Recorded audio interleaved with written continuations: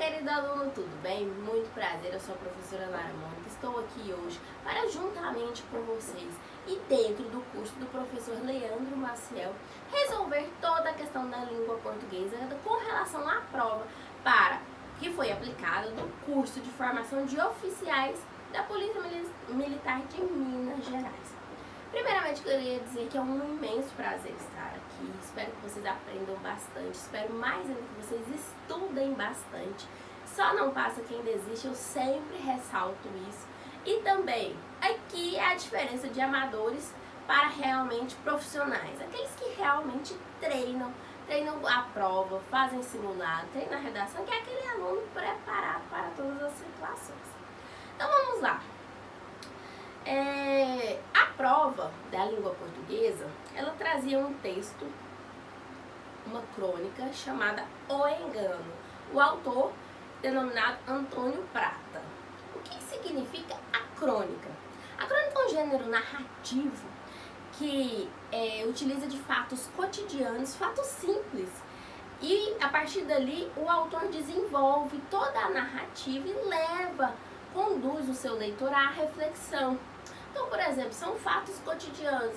Fui lavar a louça e pensei. E aí desenvolve a narrativa. Então, ela tem um tempo determinado. É uma característica da narrativa, é o tempo também. Ela tem esse tempo determinado que o autor estava fazendo algo.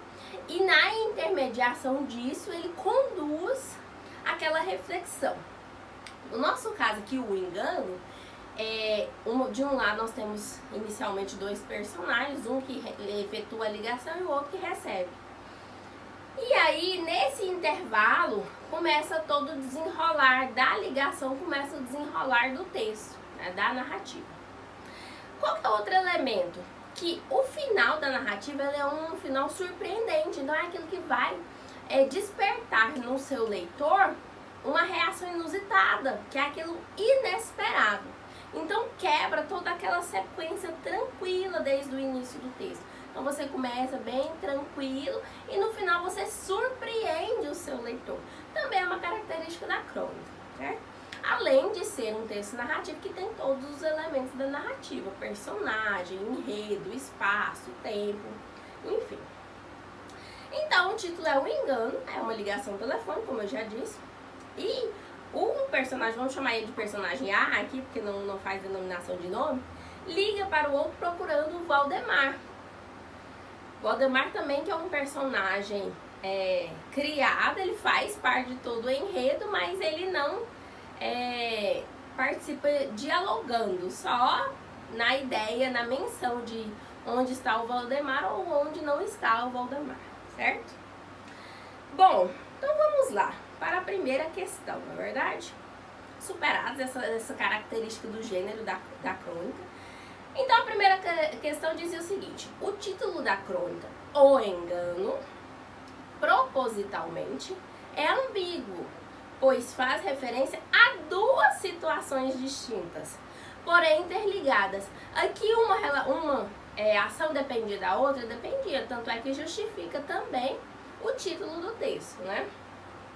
Ao usar esse recurso de linguagem, o autor Antônio Prata tem a intenção de levar o leitor à reflexão, é justamente aquilo que eu falei, que é a característica da crônica. E ao conhecimento de um fato cotidiano, sério e de importância social. Marque a opção em que o trecho transcrito, a opção em que o trecho transcrito do texto torna possível a constatação desse fato. Então aqui é uma jogada de compreensão textual. A informação de duas situações distintas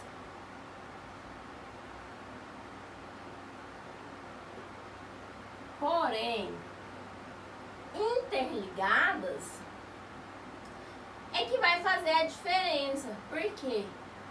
O aluno deve saber que ele quer o item que faça essa referência às duas informações. Então vamos ver. A opção A, dar mais um aperto na corda que amarra o Valdemar e continuar o arrombamento do cofre. Então aqui nós temos duas situações, temos paralelas, sim. E o que significa isso? A conjunção e, ela vai determinar essa ideia de acréscimo e também essa ideia de algo paralelo. Algo paralelo. É justamente o que a banca queria, não é verdade? Mas vamos identificar por que as outras questões estão incorretas. Então, na letra B, ainda haja pessoas incapazes de aceitar essa situação tão banal da vida, o cotidiano. É verdade? É verdade. Porém, ela não faz remissão a duas situações distintas, porém interligadas. Somente faz a distinção, a apresentação de uma ação. Então, não, de acordo com a nossa compreensão textual, que exigia tanto duas situações distintas como interligadas, a letra B não atende por conta disso. Então, por enquanto, ainda permanece a letra A. Letra C. No meio da tarde, você atende a uma chamada e do outro lado da linha uma voz estranha pergunta: alô, Valdemar? Aqui nós temos duas situações. Só que a grande jogada é que elas são duas situações, elas não são distintas. Elas estão interligadas? Estão. Por quê? Se o rapaz que ligou, que efetuou a ligação, é uma condição. Se ele não ligasse, nós não teríamos a ação. Então, ela é uma ação distinta? Não, ela é uma ação que interligada. Ela não é distinta, porque ela é o quê? Ela é condicional, na verdade.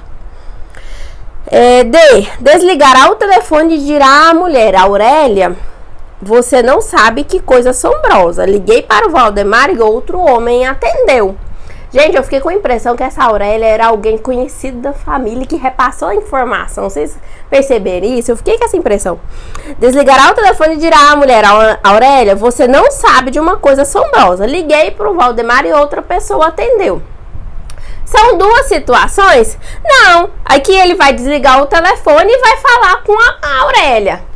São duas ações, mas elas não são distintas, elas também são interligadas. Se ele não desligasse o telefone, ele não iria falar com a Aurélia. Engraçado, né? Então aqui é um problema de compreensão textual. Bem complexa essa questão.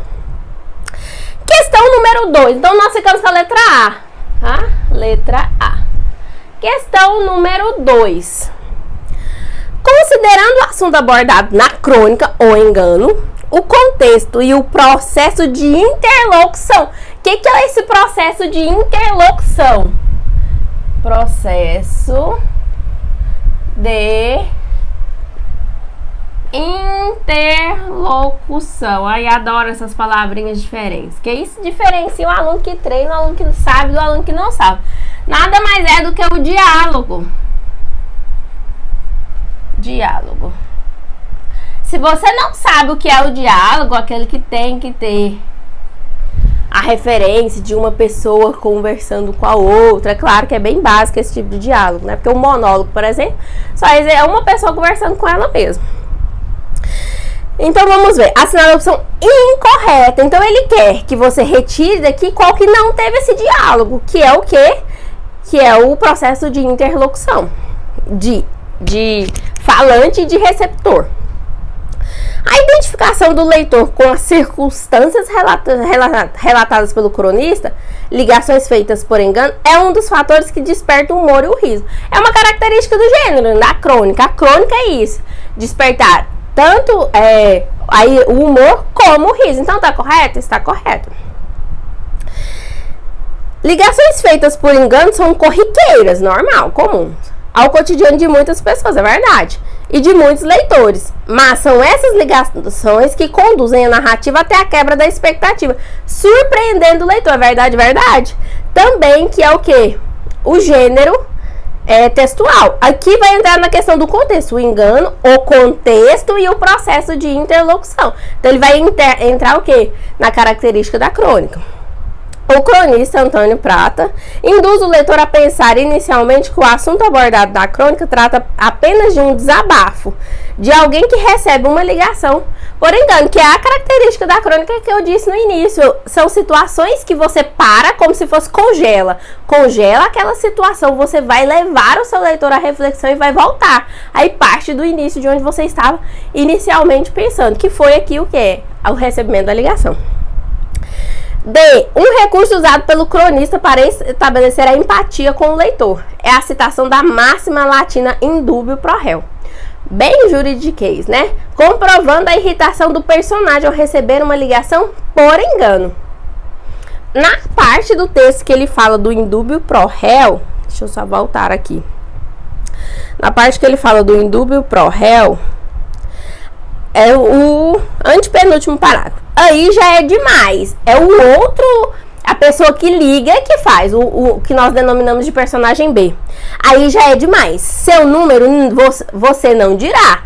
Ele é pensando, né? O próprio autor está pensando. Então aqui se você não prestar bem atenção, você vai imaginar que seria o próprio personagem, mas aqui é uma fala do autor.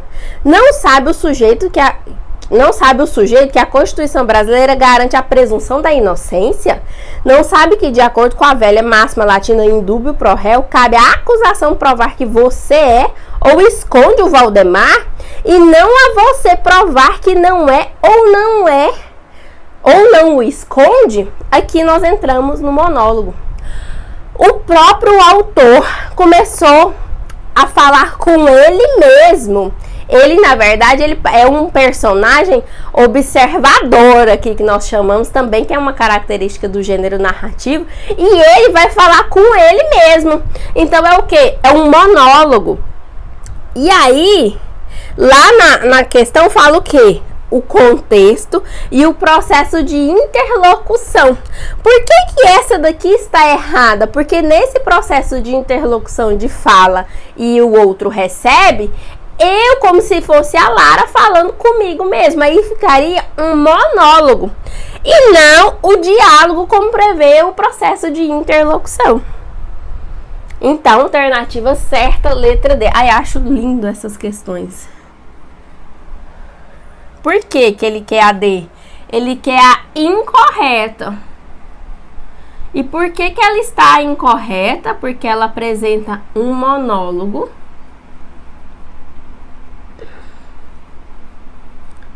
do próprio autor.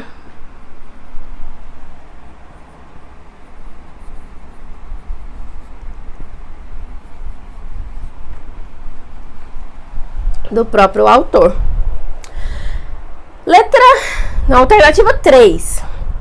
Analise o período abaixo transcrito da crônica O Engano. Catando no fundo da alma a última migalha de generosidade, você pergunta: que número você ligou? É o ápice da narrativa, que a pessoa pergunta assim: mas você não sabe o número que você ligou? Isso é comum quando alguém faz alguma coisa por engano. Você não sabe o que você ligou? Ora, você deveria saber, porque você mesmo digitou. Considerando o contexto da crônica O Engano, deduz-se que a finalidade do cronista ao redigir esse período é: A. Demonstrar usando metáfora. Nós vamos para a letra número 3.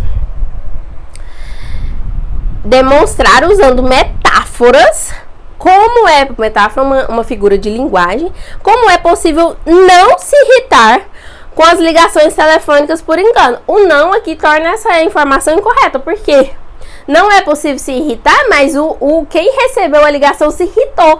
Tanto se irritou que ele disse o código que o outro queria, não é verdade? Então essa informação é verdadeira? Não. O não torna a informação incorreta.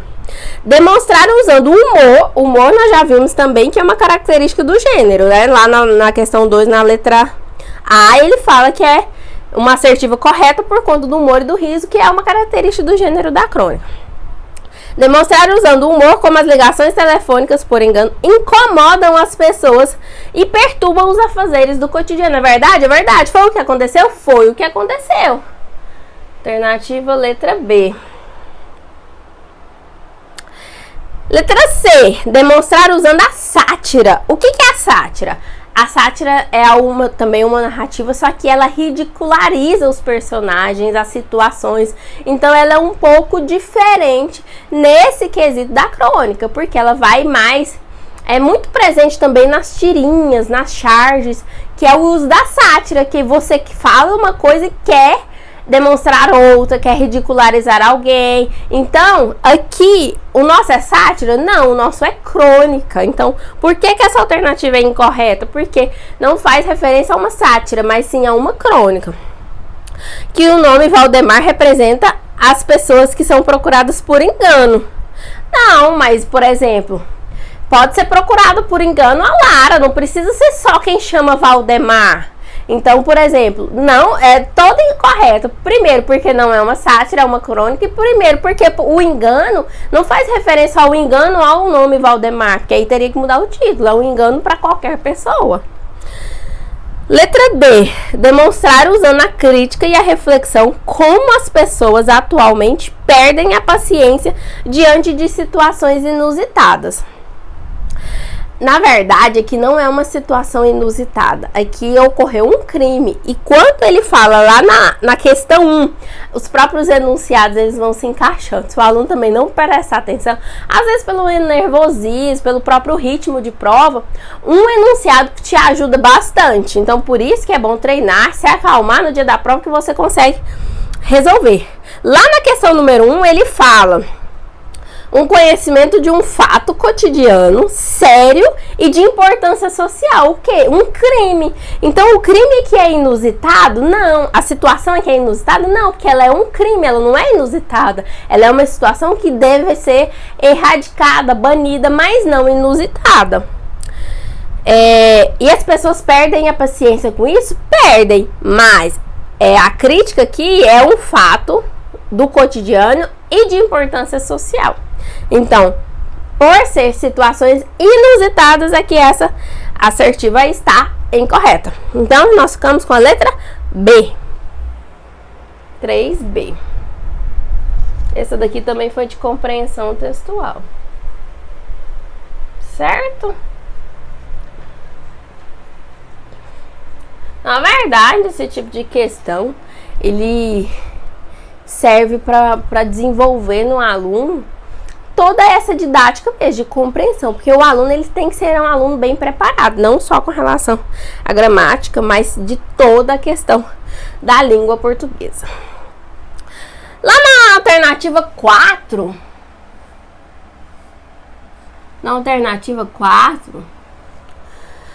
o texto O Engano, além de pertencer ao gênero crônico, quer dizer que o aluno que não interpretou esse texto bem, várias das questões aqui ele tinha eliminado, porque as 10 questões, acho que umas 8 dependiam do texto. Se você não entendeu, é por isso que estudiosos falam que você só entende o texto a partir da 4ª vez. Eu não sei se é o tempo, mas você tem que treinar para ter uma desenvoltura de leitura mais rápida para você chegar nessa compreensão. Então, se você ler o texto uma vez e achar que vai conseguir responder a questão, não é verdadeira. Até mesmo porque a compreensão textual você vai e volta várias vezes na questão para você entender, né? O texto O Engano, além de pertencer ao gênero crônica, pode ser inserido na classificação de textos que retratam cenas engraçadas do cotidiano, que é aquela questão que eu falei que leva à reflexão. Fui lavar a louça, pensei e criei uma crônica. Fui pegar um ônibus na viagem, pensei e criei uma crônica, que é o quê? É a ligação telefônica. Nesses textos é comum ocorrer a quebra da expectativa, nós já falamos isso também, que é a característica do gênero da crônica. Assinale a opção que explicita a quebra da expectativa. Ora, então ele quer o quê? Isso ocorreu aonde? No final do texto. Então você começou achando que realmente era um engano. Você tá lendo o seu texto, você imaginou o quê? Vai terminar e ele vai desligar e realmente vai aceitar. Mas não, ele dependia daquela ligação por quê? Porque tinha uma outra... A quebra da expectativa é porque tinha uma outra situação envolvendo que dependia daquela informação. Então, no fundo, não era um engano. Ele ligou sabendo, né? Letra A. O leitor não acredita desde o início do texto que a personagem que atende a ligação por engano desconheça o personagem Valdemar. É verdade? É verdade. Mas só que isso daqui gerou uma quebra de expectativa? Não gerou uma quebra de expectativa. O leitor não espera. No decorrer da narrativa, outras ligações serão atendidas pelo personagem, que se demonstra bastante irritada e extremamente exaltada com a personagem Valdemar. Não, mas o leitor não espera, não, porque no início da ligação, o leitor ainda não se posicionou. Então, ele não demonstrou, ele espera, na verdade, no decorrer, o não também aqui vai tornar essa assertiva incorreta. Que ele espera que ocorra alguma coisa que justifique o quê? O título, que é o engano. Letra C. O leitor não imagina que ao final do texto o personagem Valdemar esteja efetivamente amarrado numa cadeira em meio a um verdadeiro assalto. Essa é a alternativa, porque quem é que imaginou que uma simples ligação originaria uma segunda ligação que dependia daquela informação e que estava mantendo o Valdemar e que mais ainda queria as joias da Gertrudes? Então, por isso que eu falei que aquela questãozinha da Aurélia, porque eu acho que a Aurélia era algum informante que era de dentro da confiança do Valdemar e dessa outra pessoa que recebeu a ligação e sabia do cofre. Por isso que eu fiquei assim, aquela jogada, né? Então, a letra correta, letra C. Alternativa C.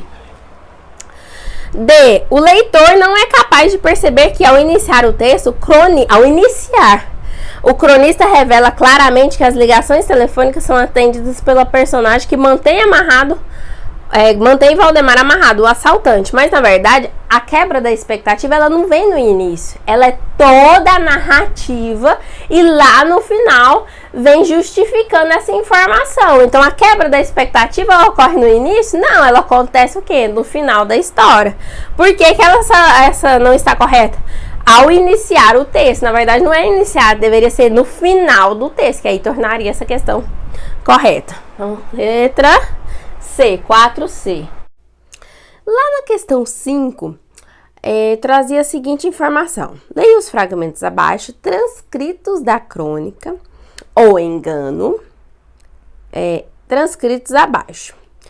1. Ainda que haja pessoas incapazes de aceitar esta situação tão banal da vida cotidiana, ou engano. 2.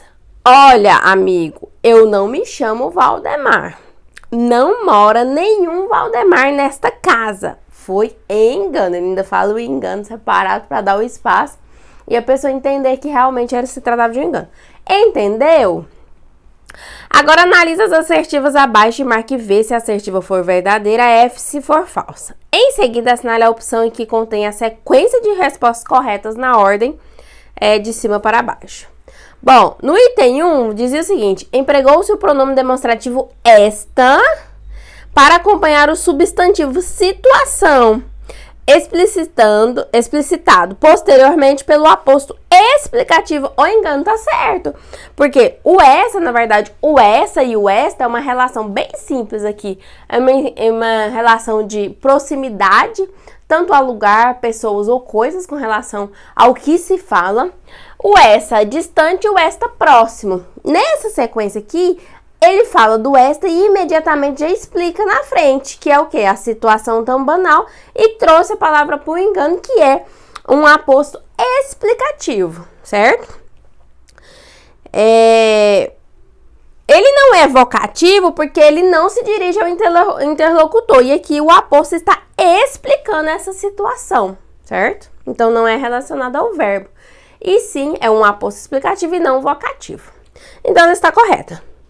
No item 2, empregou-se o pronome demonstrativo esta porque o referente se encontra próximo ao falante. No item 2, nesta casa, não mora nenhum Valdemar nessa casa. É verdade, porque a pessoa que fala está nessa casa, ou seja, eu liguei para o outro, né? Na verdade, o criminoso ligou, o personagem A ligou para o outro, e aí o outro respondeu nesta casa, ou seja, ele estava lá na casa. Então, é verdadeira? É verdadeira. A relação de proximidade, sim, de o esta, né? No item 1, empregou-se o pronome demonstrativo esta para retomar uma informação já mencionada no item 1. Ainda que haja pessoas incapazes de aceitar essa situação abandonada. Não, já retomada não, porque ele falou do esta e explicou na frente. Se ele tivesse falado antes, e aí estaria correto, mas não foi o caso. Então, essa informação ela é falsa. No item 2, empregou-se o pronome demonstrativo esta, porque o termo nesta faz referência a um tempo presente. Nem sempre, não só o tempo presente, mas a relação de coisas, lugar, depende muito do contexto. Então, falar que sempre é um tempo presente é muito complicado. Em relação à pessoa que fala, então nem sempre, né? Então, ficou VVFF, letra D. 5D. Lá no item 6, dizia a seguinte questão. Leia os fragmentos transcritos da crônica ou engano. 1. Dar mais um aperto na corda que amarra o Valdemar. 2. Despede-se rispidamente e desliga. 3. Não sabe o sujeito que a Constituição brasileira garante a presunção da inocência. 4. Aceita a frustração de ter-se imaginado necessário ou querido em algum ponto da cidade. Assinale as assertivas abaixo e marque V para a assertiva for verdadeira e F para falsa. Em seguida, assinale a opção que contém a sequência de respostas correta na ordem de cima para baixo. No item 1, a palavra destacada é formada pelo processo de derivação regressiva. A derivação regressiva ela vai suprimir alguma parte da palavra primitiva. Isso aconteceu? Aconteceu. Então, a palavra é aperto. Que ele vem do quê? Do apertar. Então, perdeu o quê? Essa designação final. Então, é verdadeira? É verdadeira. No item 2, a palavra destacada é formada pelo processo de derivação sufixal, ou seja, acrescenta no final da palavra e surge uma nova palavra. Rispidamente, é verdade? É, porque o ríspido aí incluiu essa designação final, esse sufixo, na verdade, e virou rispidamente, é verdade? É verdade. No item B, No item 3, a palavra destacada é formada pelo processo de derivação imprópria. A derivação imprópria vai mudar a classe gramatical. Então, no item 3, não sabe o sujeito que a Constituição brasileira garante a presunção da inocência. A palavra destacada é formada pelo processo de derivação imprópria? Não, Constituição é Constituição. Se ele falasse assim, constitucionalissimamente, aí a designação mente também, ela tornaria o quê? Um advérbio. Aí ficaria certo? Ficaria. Porque aí do constitucional virou constitucionalissimamente. Mudou a classe gramatical da palavra. Nesse caso aqui, não. Constituição. Não teve. O constitucional também daria certo. Então, essa é falsa. No item 4, a palavra destacada é formada pelo processo de derivação sufixal. Derivação sufixal. Surge uma nova palavra. Aceita a frustração de ter se imaginado necessário ou querido em algum ponto da cidade. Não, mas se fosse, por exemplo, cidadezona, cidadezinha, alguma coisa que mudasse a classe é uma nova palavra, aí tudo bem, mas cidade, então não teve problema. Então, a sequência ficou VVFF. VVFF. Letra A. Então, a questão 6, letra A. No item 7, assinale a opção correta no período. Essa foi mamão com açúcar. Ele não apenas engana, mas rouba.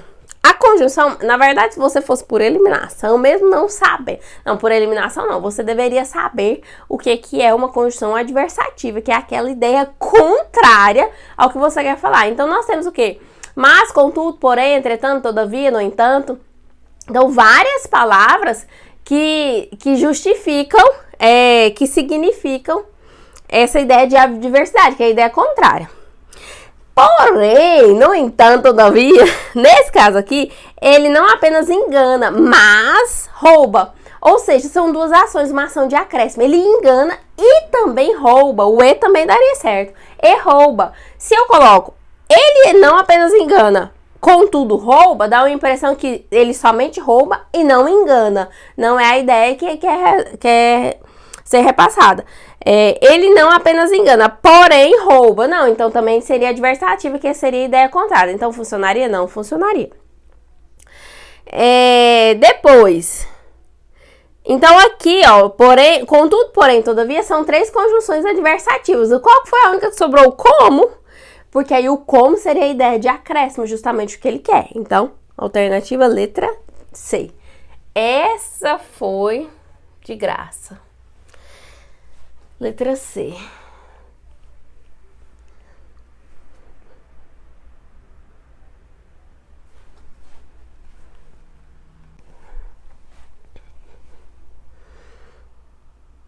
Questão 8. Assinale a opção correta. Essa também foi de graça.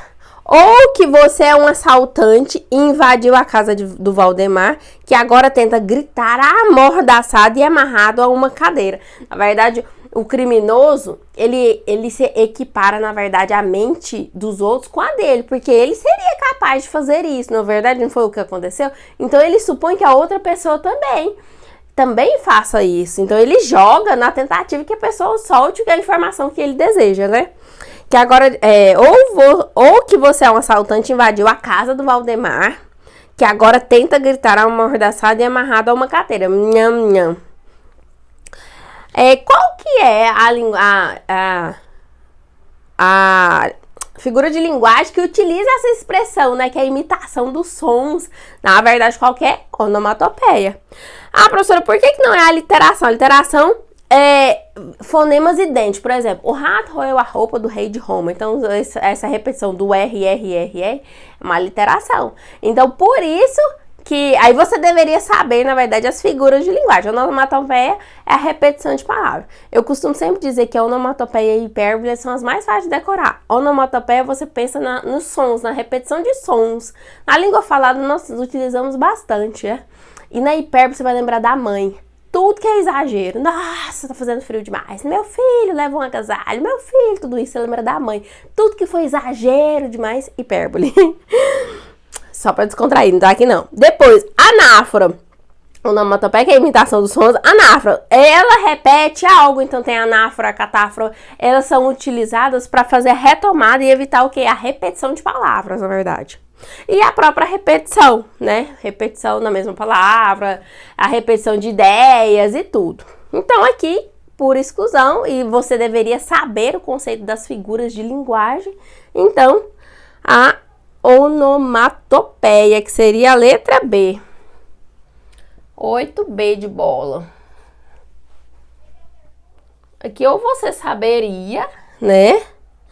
Ai, que susto, pensei que tava onomatopeia com acento, mas não tá não, graças a Deus. Depois, questão 9. Em relação aos termos ou expressão destacados dos fragmentos transcritos no texto ou engano, numere a segunda coluna de acordo com a primeira e a seguir assinale a opção correta, na ordem de cima para baixo. Amigo, nossa gente, aqui tá fazendo muito calor. Amigo, aqui não tem nenhum Valdemar. Amigo, aqui não tem nenhum Valdemar. Vocativo, né? Eu tô chamando a pessoa. Amigo, aqui não tem nenhum Valdemar. 2. Evidentemente não é o seu. 3. Seu número, você não dirá. 4. Você engole o pequeno mau humor que escorre. Então, 3. Lá nos tópicos, objeto direto. Qual desses que seria o objeto direto? Na verdade, para ser um complemento, na verdade, né? Sem complemento, e aí ficaria também relacionado à transitividade do verbo, né? Então, seria o item 3. Seu número, você não dirá, né? Por quê? Porque ele funciona com essa função de objeto direto, não tem preposição também, né? Então, faz referência ao verbo. Depois, Pronome relativo. Pronome relativo essa também foi de graça. O que? O que é uma das funções do que é o pronome relativo mais utilizado para coisas, lugares, pessoas, enfim. Mas ele é um pronome relativo. Então, seria o que? Não existe outro pronome relativo aqui. Então, seria o que? Termo acessório da oração. O termo acessório ele pode ser tanto adjunto, adverbial, adjunto, adnominal como aposto. Nesse caso aqui, o item 2, evidentemente, não é o seu, seria o quê? Um adjunto adverbial, de modo. Depois, termo do discurso envolve o quê? Toda a comunicação e a narrativa do texto também, que seria o quê? Um amigo. Amigo é o vocativo, na função de vocativo, eu estou chamando a pessoa, ressaltando a atenção dela para que ela preste atenção em mim. Então, a sequência ficou 3, 4, 2, 1. 3, 4, 2, 1, letra D. D de dado. Nossa, eu gostou bastante da letra D. Lembrando que todas essas características, quando você resolve uma prova, você tem que voltar lá, tanto na gramática normativa como na questão de interpretação, para ressaltar. Então, por exemplo, nessa questão 9, aí você pega lá a utilização do objeto direto, aí você vai lá na gramática, assim que se estuda uma prova de concurso. Aí você vai lá na gramática e revê objeto direto, isso partindo do pressuposto que todos já estão no nível, assim, de revisão, Depois, pronome relativo, aí você vai utilizar quais os pronomes relativos, as funções dele, enfim, é assim que você faz a retomada e a referência lá na prova de concurso. Para estudar, chegar preparado para o dia da sua prova. Questão 10, última. Mas não pode ser. Me deram esse número. Disseram que era do Valdemar. Considerando as regras da gramática normativa da língua portuguesa em uma das orações acima transcritas da crônica ou engano, observa-se uma inadequação relacionada à colocação pronominal. Então aqui, qual que é a matéria que você tem que olhar lá? Colocação pronominal,